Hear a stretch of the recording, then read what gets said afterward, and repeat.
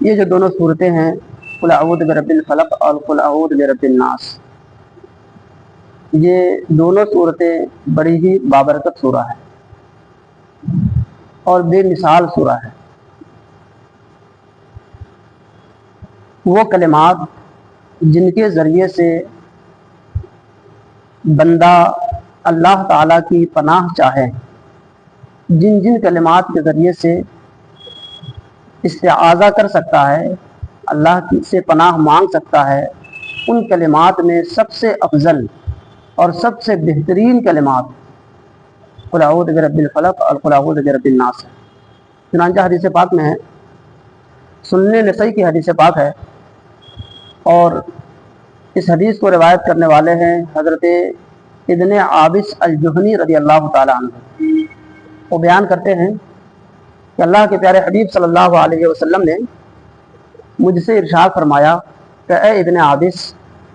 کیا میں تم کو سب سے افضل اور سب سے بہترین کلمات نہ سکھا دوں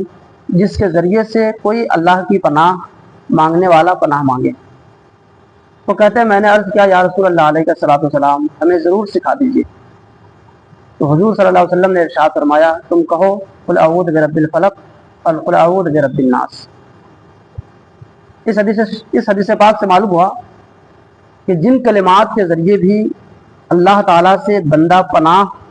کسی شر سے چاہتا ہے، ان کلمات میں سب سے افضل ترین کلمات قل اعوذ برب الفلق اور قل اعوذ برب الناس۔ ایک حدیث پاک میں آیا کہ اللہ کے پیارے حبیب صلی اللہ علیہ وسلم نظر بد وغیرہ سے بچنے کے لیے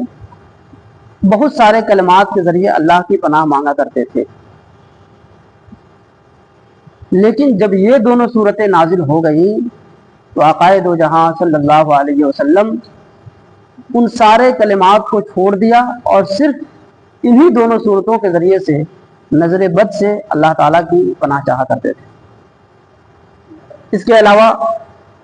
اس سورہ مبارکہ کو آقائے دو جہاں صلی اللہ علیہ وسلم نے اپنے معمولات میں بھی شامل فرما لیا تھا۔ چنانچہ سیدہ عائشہ صدیقہ رضی اللہ تعالی عنہا سے روایت ہے کہ آقائے دو جہاں صلی اللہ علیہ وسلم کے بارے میں وہ فرماتی ہیں کہ جب حضور علیہ الصلوۃ والسلام بستر پر لیٹتے تھے تو اپنے دونوں ہاتھوں کو جمع کرتے تھے، اور جمع کرنے کے بعد سورہ اخلاص قل اعوذ برب الفلق اور قل اعوذ برب الناس پڑھ کر اس میں پھونک مارتے تھے، اور پھونک مارنے کے بعد دونوں ہاتھ کو اپنے چہرے پر اور پورے بدن پر جہاں تک ہاتھ پہنچتا حضور پھیر لیا کرتے تھے،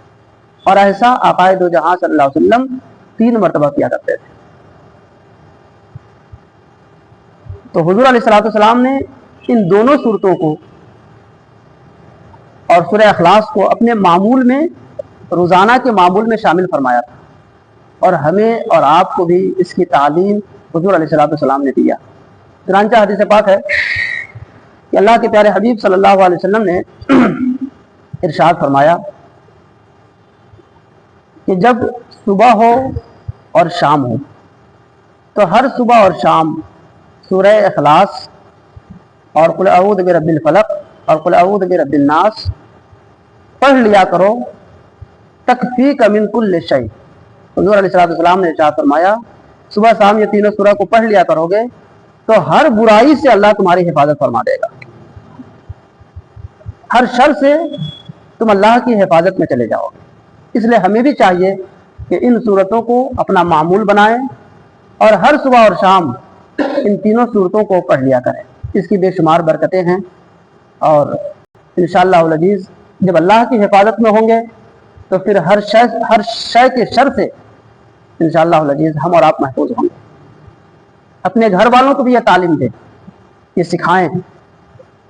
تاکہ وہ بھی اللہ کی حفاظت میں رہے اور ہر شر سے محفوظ و معمون رہے۔